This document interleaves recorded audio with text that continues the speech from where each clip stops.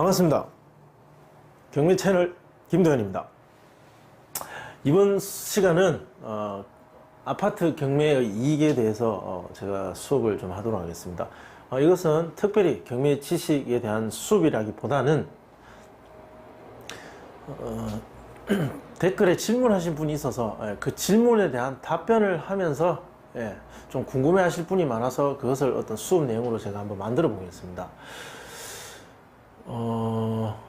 안녕하세요. 방송을 계속 보면서 궁금한 점은 저 경매 물건에 참여하는 분들 중에 생업으로, 직업으로 그것을 전업으로 하는 경매로 참여하는 프로분들이 많이 계신 것 같은데, 많이 있습니다. 있는데 제대로 된 사람은 별로 없습니다. 많이 계신 것 같은데, 오늘 같은 물건을 그냥 사도 2억에서 2억 2천, 그리고 최저 1억 8,500도 구매가 가능한데, 경매라는 번거로운 업무를 통해서 2억에 사서 또 얼마간의 마진을 챙겨 팔아야 하는데 그 마진이 생길까 하는 의구심이 듭니다. 아주 합리적인 의심을 잘 하셨습니다. 이 의심은 반드시 하셔야 되는 거고, 이 의심을 하셔야 수익을 얻을 수 있을 겁니다. 경매 프로들이 자기 마진의 계산은 프로같이 잘 하시겠지만 일반인의 눈으로 보기에 남을 수 있을까요? 경매 프로는 없습니다. 일반인이나 프로나 똑같습니다. 다 일반 상식적인 범위 안에서 판단하고 결정합니다. 그런 의문과 몇 억대 상품이 생필품같이 시간 가면 팔리는 제품도 아니고, 지금 같은 전반적인 경기 하강 국면에 경매 프로들이 만약 경매 물건 낙찰후 판매 시 마진폭을 대충 몇 프로나 판매할까 궁금합니다. 생필품의 경우 도매가 한 3에서 5% 정도 마진으로 장사하는 게 일반적이나, 그 기준으로 본다면 프로 부동산 업체도 어느 정도 기준이 있지 않을까 생각합니다. 그 어느 정도 생각하고 저렇게 받느냐, 낙찰을 그렇게 높게 받아도 되느냐. 그럼 전문적으로 경매에 투자만 하는 사람들은 도대체 몇 프로를 남기기 위해서 저렇게 하느냐, 이제 그것을 궁금해 하신 것 같습니다. 그래서 아파트 입찰에 대해서 제가 간략하게 말씀드리겠습니다. 그리고 아파트 낙찰가 분석하는 법을 지역마다 지금 많은 아파트 물건을 하다 보니까 이 설명도 일부 필요할 것 같아서 이번 질문에 답변을 하면서 이 수업을 하는 것입니다. 아파트 입찰자 분류. 아파트 입찰자는 어떤 사람들이 하느냐? 10여 명 입찰했다 가정할게요. 10대 1을 기록했습니다. 경쟁률. 그럼 10명 입찰 들어와서 이 한 사람이 낙찰자가 됐습니다. 이 낙찰자도 이 10명 중에 한 사람이었고, 뭐 아주 특수한 경우 빼고는 뭐 대부분 대한민국 사람이겠죠. 간혹 외국인이 있긴 있겠지만 그런 특수한 경우를 빼고, 자, 대부분 대한민국 사람 10명이 모여서 이걸 산다. 자, 이 사람들이 누굴까? 한번 생각해 보십시오. 제일 먼저 1번, 가장 많은 경우죠. 실거주 목적. 내가 살겠다. 저 집을 사서 경매로 좀 더 싸게 사서 살고자 한다. 실거주자가 있겠죠. 그리고 두 번째, 임대사업자 있습니다. 저거 사서 전세를 놓겠다, 또는 월세를 놓겠다.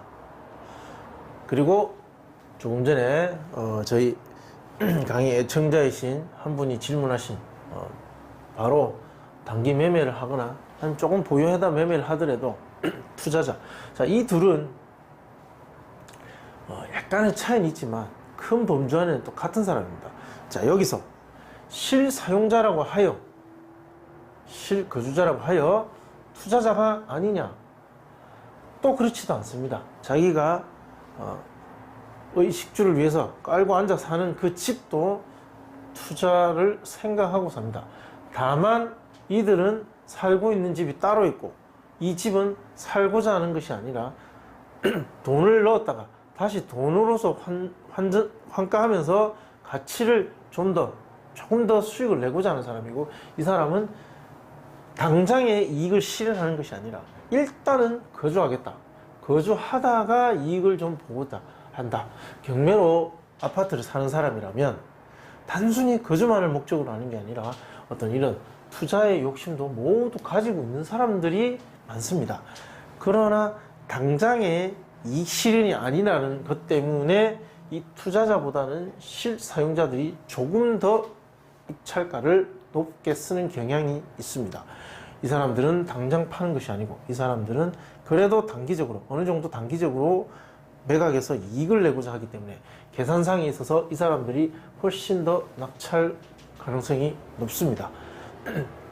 또 임대사업자 같은 경우는 이 사람들은 월세를 받는 경우는 당장의 매도가 아닌 어떤 수익률, 월세 수익률, 그 수익률을 보고 들어가기 때문에 조금 더 높더라도 당장은 이익이 나지 않지만 월세가 잘 나온다면 또 들어갈 수도 있습니다. 그래서 실거주자가 가장 확률이 높고 그 다음 임대사업자가 높습니다. 그리고 나머지 세 번째 그래서 보통 낙찰자들 보면 가장 많겠죠? 가장 많고 두 번째 여기 세 번째 뭐 이러하다. 그리고 대부분 이 10명 안에는 이 사람들이 주로 있다. 그렇게 말씀드린 겁니다. 일단 이걸 깔고 들어가겠습니다. 이건 알고 계셔야 됩니다. 그럼 이 사람들이 경매에 들어와서 뭐 어떤 이익을 보고자 하느냐. 자, 보십시오.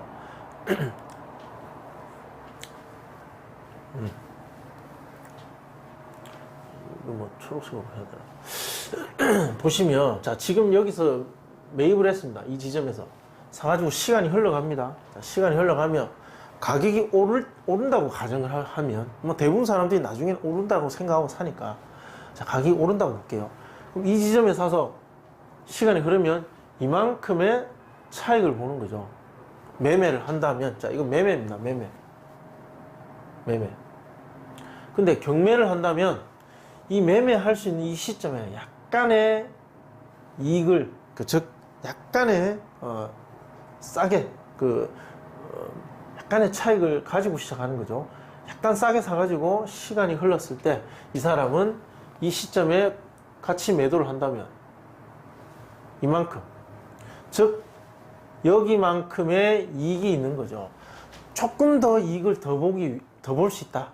자, 이것이 어느 정도 되느냐? 그건 지역과 지역에 따라서 또 아파트의 어떤 개별성에 따라서 조금씩 다 다릅니다.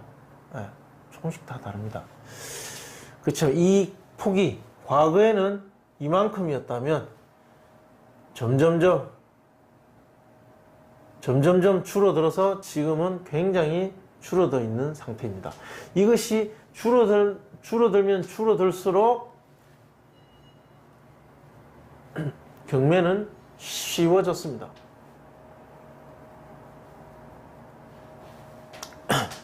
민사집행법이 바뀌었고 명도는 더 하기 쉬워졌고 그리고 경매 참여자 수는 폭발적으로 많이 늘었죠. 사람이 늘어나니까 이 수익은 점점점 줄었고 이것은 얼마 되지 않는 지금 그런 상황입니다. 그러나 이게 모든 아파트에 적용되는 건 아니고 고가 아파트 아닌 저가 아파트에 뭐 2억대, 3억대 이런 아파트들에게 이제 적용되는 거고 질문하신 분이 뭐 2억 초반의 아파트를 가지고 말씀하셔서 제가 이제 이걸 설명드린 겁니다. 그리고 만약에 떨어지는 상황이라면 경매에 한다면 떨어질 걸 예상하고 한다면 자, 매매를 합니다. 자, 여기서 매매를 했습니다. 시간이 지나서 가격이 떨어집니다. 그러면 이만큼의 손실이 납니다. 뭐 이거 너무 뭐 쉬운 설명인데 그래도 이해를 위해서 명확하게 짚고 넘어가겠습니다. 매매를 했다면 이 가격에 샀겠지만 경매를 해서 이만큼 낮은 가격에 산 겁니다. 이만큼의 차를 두고 자, 여기 사서 시간이 흘렀습니다. 그러면 팔 때 손실이 이만큼 났습니다. 즉 이만큼 손해를 덜 본 거죠. 싸게 산 만큼 나는 손해를 덜 봤다. 즉 가격이 올라도 떨어져도 매매보다는 유리하다. 그리고 그 이익은 과거보다 시간이 지나면 지날수록 줄어들었다. 자, 이것 때문에 경매 투자자들이 경매를 합니다. 실거주든 임대사업자든 또는 단기 매도를 목적으로 하는 투자자든 그래서 경매를 한다는 거죠. 그 이익을 그것 때문에 자, 저가 아파트의 경매 이익 자, 고가 아파트는 적용이 안 됩니다. 그 금액이 어느 정도 기준이냐 말하기 어렵습니다. 이것도 지역에 따라 다르니까 부산으로 치면 한 7, 8억 정도 넘어가면 고가 아파트죠. 예. 그럼 5억 이하는 뭐 그렇게 비싸지 않은, 네, 뭐 그냥 일반적인 아파트라고 볼 수 있으니까. 그러면 우리 매매 시장에 가면 리모델링을 한 매매 가격이 있습니다. 아파트 뭐 2억짜리 아파트라고 가정을 한다면 리모델링을 다 했다, 다 한 아파트는 뭐 2억 정도 한다. 그런데 리모델링을 하지 않은 아파트의 매매 가격은 뭐 1억 뭐 한 8천? 1억 8천에서 1억 8천5백 정도? 뭐 그 정도 한다. 층이 같다고 가정합니다. 20층 중에 뭐 17층 로얄층이라고 보겠습니다. 자, 아주 좋은 로얄층인데 올 리모델링이 다 돼서 정말 손댈 게 없이 깨끗하다. 2억. 수리한 지 한 7, 8년 돼서 좀 낡았다. 1억 8천에서 1억, 뭐 8천, 8,500, 뭐 보통 그런 그림이 그려지시죠. 예, 그런 현장에서 대부분 그렇게 돌아가니까 이사해서 뭐 자기 상황과 취향에 따라서 뭐 골라서 매매를 하게 될 겁니다. 근데 경매를 보겠습니다. 자, 경매에 들어갈 때는 경매 낙찰가가 있을 겁니다. 낙찰가. 뭐 이 가격을 한 1억 8천이 한 1억 6천 정도 할까요? 1억 6천5백? 좋습니다. 1억 6천5백 정도 하겠습니다. 1억 6천5백 정도 낙찰을 받았다. 그럼 이제 명도해야 되죠. 매매하고 차이점을 말씀드리는 겁니다. 매매를 할 때는 그냥 그 매매 계약을 하고 잔금을 치인과 동시에 모든 것을 정리하면서 정리가 되지만, 경매는 낙찰받고 잔금을 내고 이제 경매만의 업무가 있습니다. 자, 명도를 하고 미납관리비를 정리하고. 그럼 이게 한 300 정도 보겠습니다. 300. 그럼 1억 6,800이 들었죠? 1억 6,800. 그러면 이 사이 이게 뭐냐는 거죠. 보통은 이걸 가지고 리모델링을 합니다. 리모델링.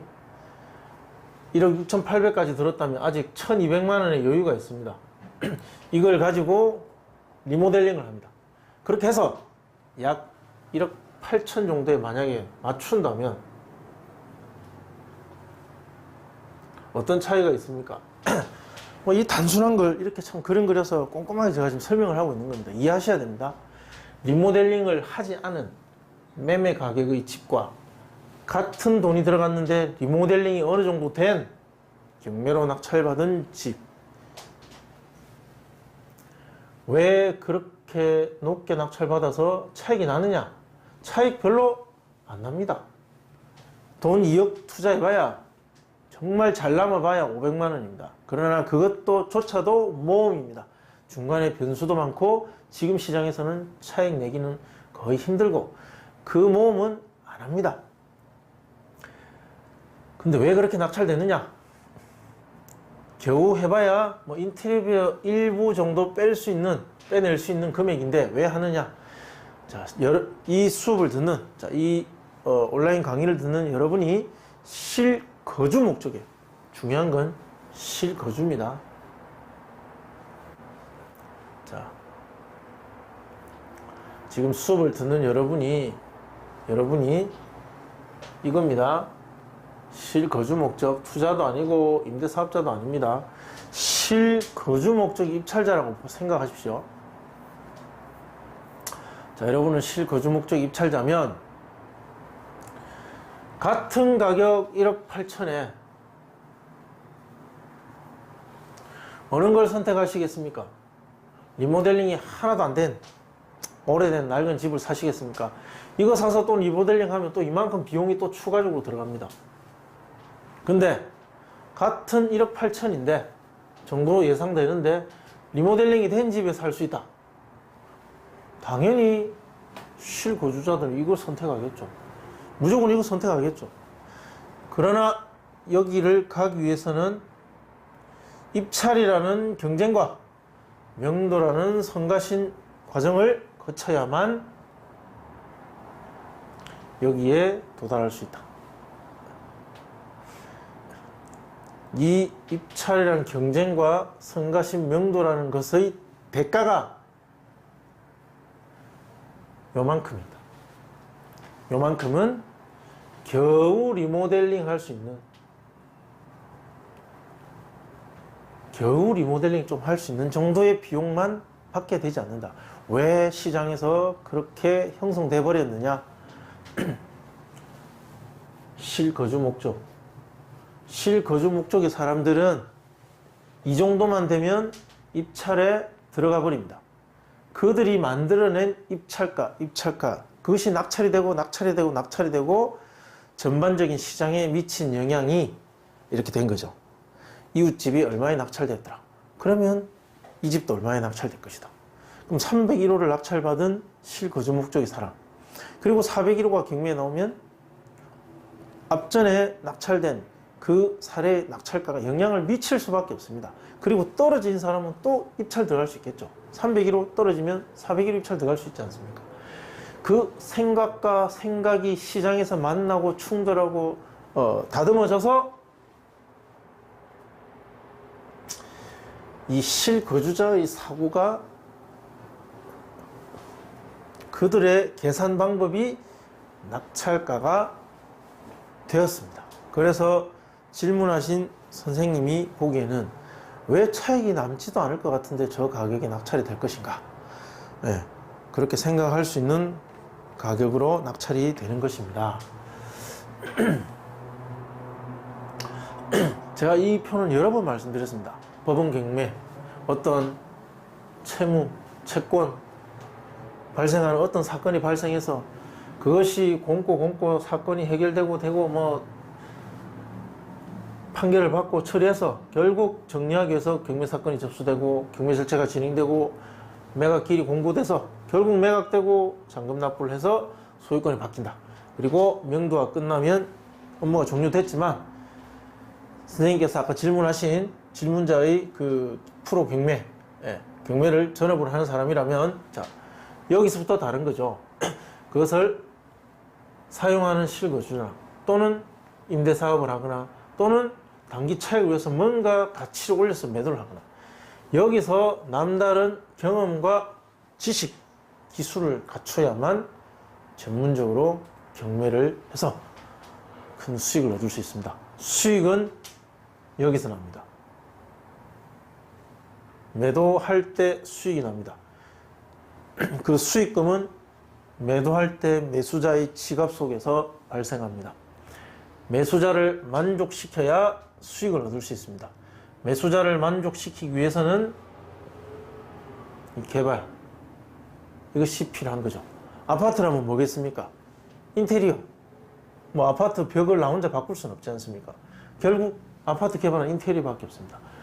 그럼 인테리어를 얼마나 적은 비용으로 얼마나 최고의 효과를 낼 수 있느냐, 그것이 핵심이겠죠. 그러나 실거주자한테는, 실거주 목적의 입찰자한테는 이것도 경쟁이 안 되죠. 그들은 당장 차익 필요 없습니다. 그냥 다른 매물보다, 매매 나와 있는 것보다 조금만 경쟁력을 가지고 사서 그 아낀 돈으로 그냥 인테리어 발라서 인테리어 해서 같은 가치만 되면 입찰에 들어가 버리기 때문에 경쟁이 안 되는 거죠. 즉 아파트 물건을 전문적으로 사서 팔아가지고는 차익을 내기는 굉장히 어렵습니다. 정말 전문적인 인테리어 업자가 큰 돈을 가지고, 소액이 아닌 약간의 큰 자금을 가지고 여러 채의 아파트를 계속 돌리는, 그리고 정말 적은 비용으로 자신있게 인테리어해서 시장에 좋은 상품으로 내놓을 수 있다면 가능은 합니다. 뭐 건당 500씩 번다. 그럼 10개를 하면 5천이지 않습니까? 그죠? 뭐 이런 수익을 월 얻을 수 있다. 그러면 적은 비용이라도 돌릴 수 있습니다. 그렇지만 한 채 사가지고, 한 채 해가지고 2, 300 벌기 위해서 잘 안 하는 거죠. 그리고 중간에 약간의 차질만 생겨도 그 이익은 날아가 버립니다. 실거주 목적의 입찰자를 이겨서는 수익을 낼 수 있는 구조를 만들어내기는 어렵다라는 거죠. 그들의 계산은 굉장히 적은 이익만 나도 입찰에 들어가기 때문입니다. 그걸 명심하셔야 됩니다. 저가 아파트, 저가 싼 아파트들에 대한 경매 물건은 그렇게 접근하셔야 됩니다. 경매 이익은, 이거 표도 여러 번 보셨을 건데, 경매의 이익은 이런 여러 관련자들이 얽혀서 만들어낸 이 분쟁, 재산과 관련된 분쟁에 있어서 그 중심에 이 부동산이 있고, 그 분쟁 안에서 뭔가의 권리적인 또는 법적인 뭔가 그들 관계에 있어서의 어떤 구멍이 생기는 거죠. 그 하자로 인해서 발생하는 어떤 이익이 있습니다. 이 이익, 약간의 이 이익이 있는데 이것을 원래는 이 사람이 채권자가 가져갈 수도 있는 것을 이 사람이 놓치고 있는 걸 낙찰자가 캐치해서 가져가 버리는, 또는 점유자가 가져가야 될 이익을 낙찰자가 가져가는, 또는 소유자가 가져갔어야 될 이익을 낙찰자가 그것을 발견하고 가져가는, 그렇게 해서 이익이 나는 시장에 경매만 전문적으로 직업으로 하는 사람들이 많이 참여합니다. 그런 물건에 법정 지상권 관련된 물건이나 유치권, 가장임차인, 선순위 가처분, 한 번씩은 들어보셨을 건데, 그런 이들 간에 복잡하게 꼬여있는 권리관계 안에서 발생하는 이익, 그런 물건에 많이 들어갑니다. 아파트는, 자, 보시면 경공매를 했을 때 수익입니다. 자, 마지막으로 제가 설명드립니다. 경매와 관련된 종합적인 지식, 그리고 부동산을 대하는 경험, 그리고 경매 물건을 낙찰받아서 온전하게 만들어내는 모험, 이 세 가지가 합쳐진 것이 경매의 수익입니다. 이해관계자들이 복잡하게 얽혀있고 꼬여있으면 있을수록 지식과 경험은 많이 필요합니다. 이것이 많이 필요할수록 수익은 높을 수 있겠죠.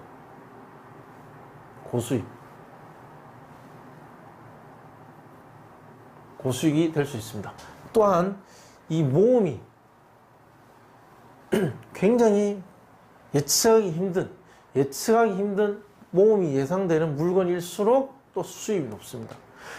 그렇다면 저가형 아파트 보겠습니다. 저가 아파트 지식, 정말 약간의 지식, 정말 약간의 지식, 한 1, 경험, 경매학원 조금만 다녀도 막 들어갑니다. 지식 1, 경험 1, 모험 없습니다. 거의 없다고 보시면 됩니다. 명도하는 거 정해진 절차대로 하면 되는 거니까요. 약간의 귀찮음이겠죠. 이거 모험이라고 하는데 포함시키기도 어렵습니다. 그 약간의 지식 1, 경험 1 가지고 발생하는 수익이니까 아파트, 특히 저렴한 아파트는 수익률이 낮은 겁니다.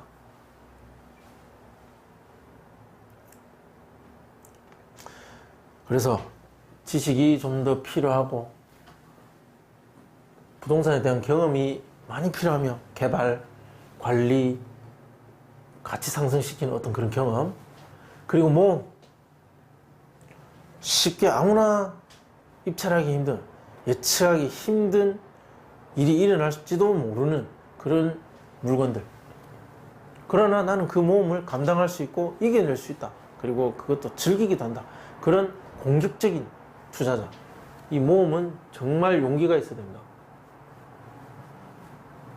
이것이 모여서 그것의 합이 곧 수익입니다. 그래서 많이 관심을 가지고 부지런하게 물건도 찾아보시고 공부도 하셔야만 고수익을 얻을 수가 있습니다. 만족하신 답변일지는 모르겠습니다만 일단 질문이 2억 초반대 아파트에 대한 질문이라서 거기에 초점을 맞춰서 제가 일단 수업을 했습니다. 좀 더 깊이 들어가서 권리적으로 또는 법적으로 또는 부동산 개발적으로 또는 입찰자의 큰 모험이 필요한 이런 물건들을 수업할 기회가 있다면, 자, 오프라인 수업에서 주로 진행을 하게 되겠지만 질문이 들어와서 간혹 수업을 하게 된다면 제가 다음에 좀 더 구체적으로 심도 있게 수업을 한번 해보도록 하겠습니다. 시청해 주셔서 고맙습니다. 이 수업을 시청하시는 우리 시청자 여러분들은 꼭 행복한 1% 기부 동참해 주시기 바랍니다. 좋아요, 구독 신청 부탁드립니다. 감사합니다.